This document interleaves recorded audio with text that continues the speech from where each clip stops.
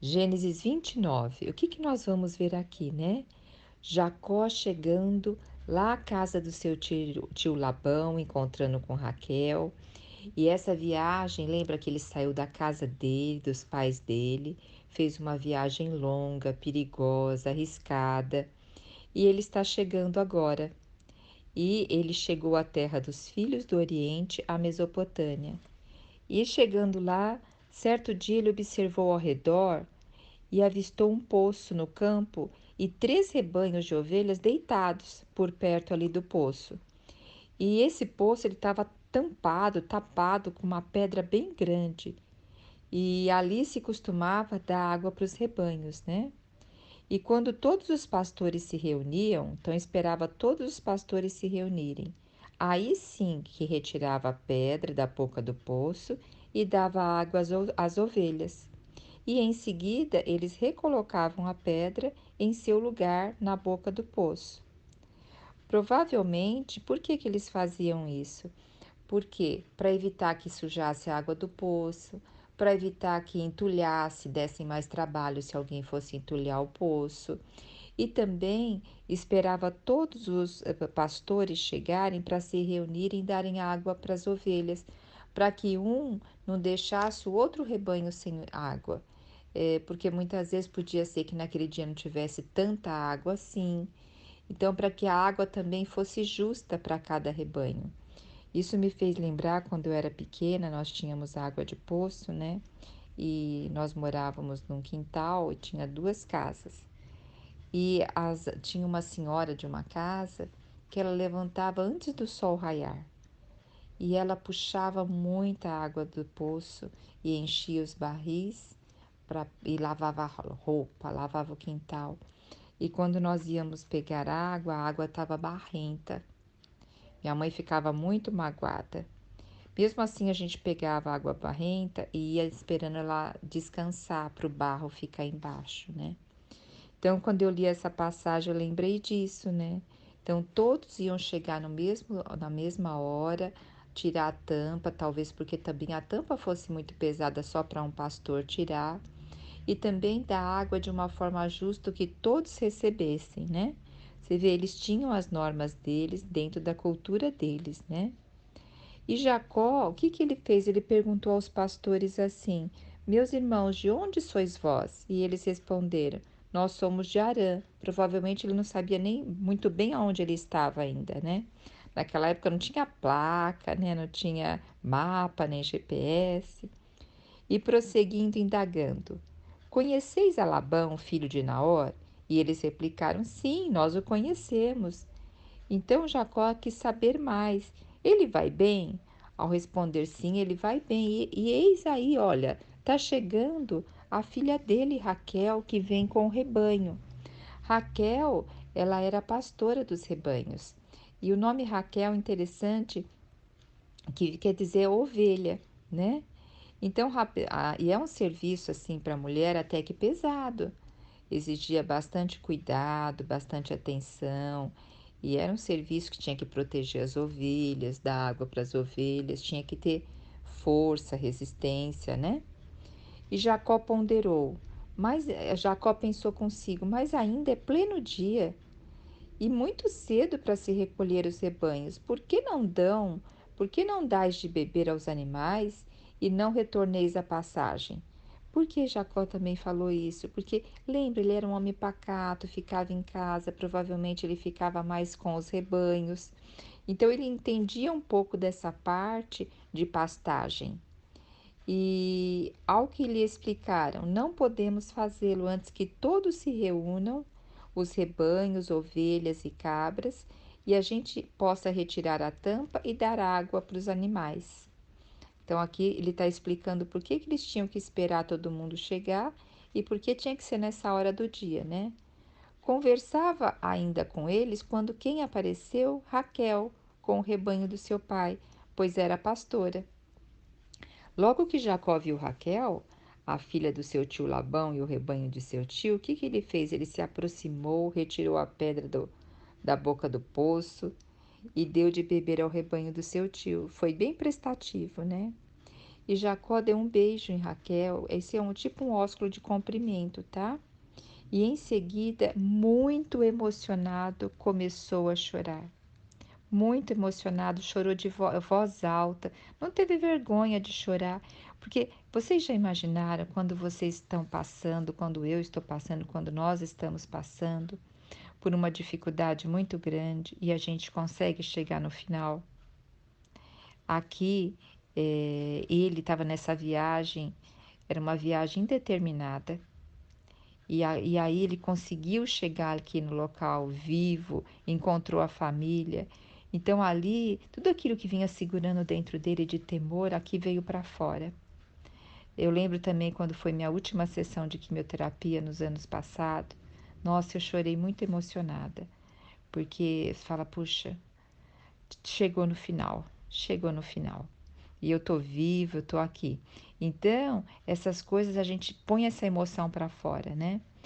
Então revelou a Raquel. Aí ele disse para Raquel que era parente de seu pai e filho de Rebeca. Assim que ouviu isso, Raquel saiu correndo e foi contar para o pai. Imagina, né? Então, ouvindo do que se tratava de Jacó, filho de sua irmã, Labão correu ao seu encontro e apertou em seus braços, cobriu de beijo e conduziu para casa. Então, Jacó, o que que ele falou? Ele contou toda a história que havia acontecido, né? E ao final Labão disse: Sim, tu verdadeiramente és de meus ossos e de minha carne. E Jacó ficou com ele um mês inteiro. Deixa eu tomar um golinho d'água. O que me chama a atenção aqui é assim: eu fiz um. Você vê, tem um pouquinho de semelhança quando o servo mais antigo da casa de Abraão vai buscar Rebeca. Lembra que também foi Rebeca, ela era pastora, ela estava retirando água para dar pro rebanho. Só que tem uma diferença. O servo mais velho, ele orou antes, ele testou o caráter da moça. Ele, olha, se a moça fizer isso, fizer aquilo, para pedir confirmação. Então ali ele estava o quê? Tendo o Senhor em primeiro lugar, ele estava orando. E se vocês lembrarem na história anterior, também Labão, ele toma bastante à frente do pai de Rebeca, Betuel. Então a gente vê, e quando Labão chega lá, havia um monte de camelo, né? Com o servo, ele levou 10 camelos, provavelmente com muitos dotes para deixar com o pai da noiva de Rebeca, deixar presentes lá, né? E agora Labão chega aqui correndo para ver o seu sobrinho, mas ele está lá. Não tem nenhum camelo, está cansado, provavelmente abatido, mais magro, tinha acabado de chorar muito. Olha assim que cena diferente, né? Uma cena onde tem uma dependência do Senhor, foi mandado pelo Senhor, teve oração antes, e uma cena que veio de um erro, veio como fugitivo. E aí a gente vê, né, Jacó, ele foi hiper abençoado lá pelo pai, né? Mas olha já a trajetória dele. O Senhor, ele precisa o quê? Que nosso caráter também seja lapidado nas mãos dele, né? E o Senhor está aqui trabalhando na vida de Jacó. E aqui diz que Jacó contou tudo a seu tio. E é interessante essa frase, me chamou a atenção o versículo 14, que seu tio Labão diz: Sim, tu verdadeiramente és de meus ossos e de minha carne. Não sei, eu fiquei assim com um sentimento de duplo sentido aqui, né? Porque nós vamos ver que depois Labão, ele acaba, nós vamos ver mais para frente que Labão acaba não sendo fiel com Jacó, né? Tendo um comportamento de enganar Jacó, assim como Jacó enganou seu irmão. Vamos ver mais à frente, né? É, deixa eu ver se eu não esqueci nada. Ok. Então, versículo 15 vai começar a falar do amor de Jacó por Raquel. Então Labão propôs a Jacó. Jacó já estava lá um mês trabalhando para Labão. Aí Labão falou assim: Olha, Porque, por seres meu parente, irás me servir de graça? De forma alguma, dize-me o que eu vou te pagar de salário. Aí Labão tinha duas filhas, a mais velha se chamava Lia e o nome da mais jovem era Raquel. Lia fala sobre os olhos de Lia. De uma certa forma, ela não tinha os olhos baços, uns olhos sem brilhos. Numa outra versão, diz que eram meigos, mas sem brilhos. Algumas explicações dizem que pode ser que ela não, isso quer dizer que ela não era formosa. Outras explicações dizem que também ela talvez tinha um pouco de deficiência visual. Mas enfim, Raquel era o contrário, ela tinha um belo porte, um belo físico e também de rosto ela era linda. Então está mostrando um contraste entre a mais velha e a mais nova. Como Jacó já estava apaixonado por Raquel, logo respondeu: Trabalharei 7 anos para o Senhor, a fim de poder me casar com Raquel, tua filha mais nova. Lembra, 7 anos é um período completo, é a completude, né? Ao que Labão respondeu: Melhor que será concedê-la a ti do que a um estrangeiro. Fica, portanto, comigo. Então, eles preferiam que casasse com entre famílias do que pessoas de fora. Jacó serviu então por amor a Raquel durante 7 anos, olha só, e lhe pareceu poucos dias, de tal modo que ele amava a Raquel. Que interessante, né? 7 anos é bastante, né? Mas ele amava tanto ela que ele nem percebeu. Vencidos 7 anos de trabalho, Jacó disse a Labão. Então Jacó foi lá cobrar, né? Ó, dai-me, pois, a minha esposa, pois venceu o prazo, que eu viva com a minha mulher. Labão reuniu todos os homens do lugar e deu um banquete. Era normal os homens participarem desse banquete, e banquete se refere também a ter muitas bebidas, né? E isso só os homens, e depois ele entrava à noite para coabitar com a sua esposa num ambiente escuro. Então ficou totalmente propício para o que vai acontecer agora, né? Contudo, ao cair da noite, tomou sua filha Lia e a conduziu até Jacó, e este coabitou com ela. Então você vê aqui, antes de ocorrer o casamento, o Labão, ele provavelmente com o consentimento de Lia, ele conversou com Lia e eles planejaram isso daqui. E Labão também entregou para Lia uma serva chamada Zilpa, a sua filha Lia, né? Para que ela se dedicasse, ajudasse ela nos serviços. Aí quando chegou de manhã e Jacó percebeu que tinha o quê? Coabitado, dormido com Lia, saiu correndo e foi ter com seu tio. Que foi isso que me fizeste, meu tio? Eu trabalhei todos esses anos por amor a Raquel. Eu servi em tua casa por amor a Raquel. Por que me enganaste? Era normal no Antigo Oriente, primeiro, a mais velha se casar. E segundo, o noivo pagava um dote para os pais da noiva. Aí Labão vai responder: Ora, não é tradição nessa região casar-se a filha mais nova antes da filha mais velha. Mas vocês há de convir que ele poderia ter falado isso para Jacó quando Jacó pediu Raquel. Então, realmente, houve aqui, ele enganou, né, Jacó.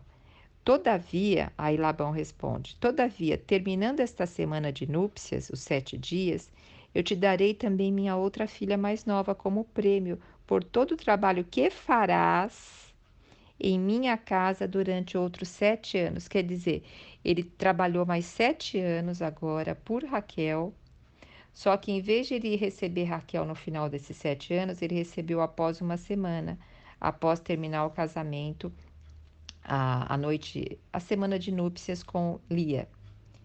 E Jacó respondeu: concluiu a semana de núpcias com Lia, e Labão lhe concedeu esposar Raquel. Então isso aconteceu. E Labão também entregou para Raquel uma serva. Essa serva chamava Bila, para que se dedicasse ao serviço, que ajudasse ela no serviço, né?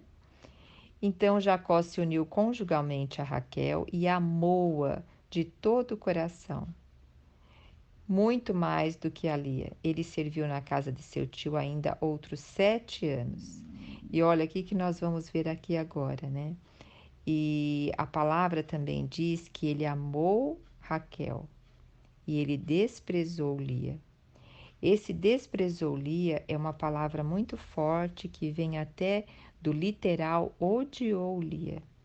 Então, imagine como Lia deveria se sentir, né? E o Senhor percebeu que Lia não era amada por Jacó, e ele tornou fecunda enquanto Raquel permanecia estéril. Olha, é interessante, né? Essa parte aqui da palavra. Jacó, ele está recebendo um pouco daquilo que ele plantou. Ele plantou o quê? Lá na casa dele, eles tinham uma família que, devido ele ter negociado, né, de uma forma errônea com Esaú, o direito de primogenitura, depois, junto com a sua mãe, ter roubado a bênção do pai. Imagina a bagunça que ficou naquela casa. Ele teve que fugir. Esaú foi lá, casou com filha de Ismael. Raquel e Isaac provavelmente ficaram um desentendido com o outro, porque ela ajudou o filho a enganar o pai. Então, imagina aquele lar como ficou. Agora vamos ver o lar aqui. Jacó já não se dava mais bem com Labão e também não gostava de Lia. Por um outro lado, gostava de Raquel. Raquel tinha ciúmes de Lia porque tinha filhos. Lia tinha ciúmes de Raquel porque era amada por Jacó. Então, olha também aqui, olha, confusão familiar, engano, preferência. Novamente a gente vê preferências aqui. Aquele que não é amado também vai procurar ser amado. Ó Senhor Jesus, tudo isso está mostrando o meu coração, o teu coração, o nosso coração é desse jeito aqui. Nosso coração é assim. E Cristo, apesar de nós, nosso Deus, apesar de nós, Ele não desistiu de nós. Ele não desistiu de você, Ele não desistiu de mim. Por isso que Ele fala, quando Ele estava ali carregando a cruz, ou indo para Jerusalém, ele ia certeza do que Ele queria, porque Ele queria eu e queria você. Que coisa gloriosa, né? Vamos continuar aqui. E aí Lia concebeu e deu à luz a um filho. E esse nome desse filho ela deu Ruben. E o que significa? Ela falava assim: o Senhor atendeu minha aflição, por isso me amará o meu marido. Então ela acreditava que, tendo esse filho, o marido dela ia amá-la mais, né?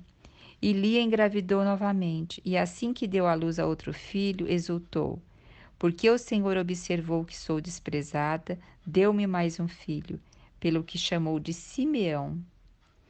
Então, assim, ela punha o sentimento dela ali. É interessante que a gente vai ver que todos os nomes dos filhos de Jacó, eles têm referência, eles são derivados de expressão de sentimentos.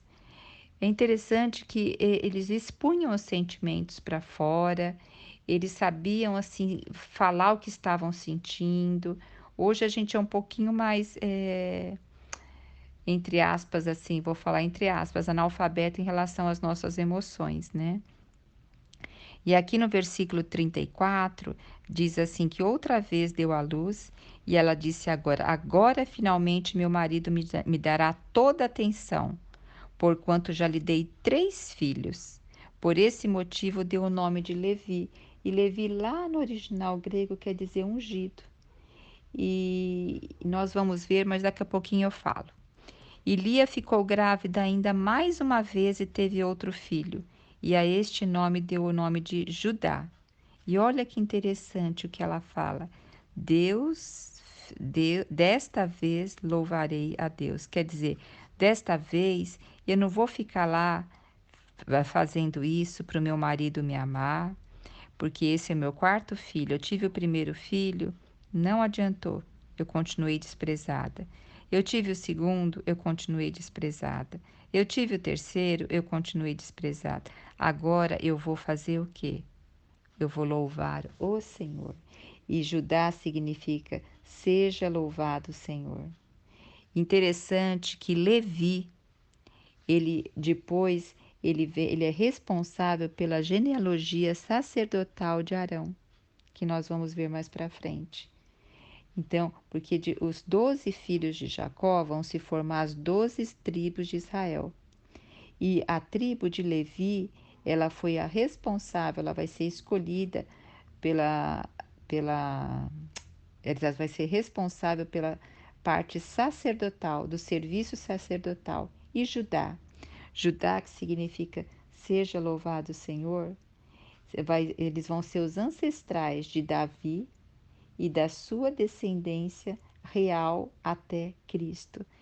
Então, olha, tudo aqui tem um grande significado e Deus está falando com nós por meio disso, né?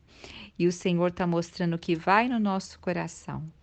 E apesar do nosso coração, o Senhor não desiste de nós.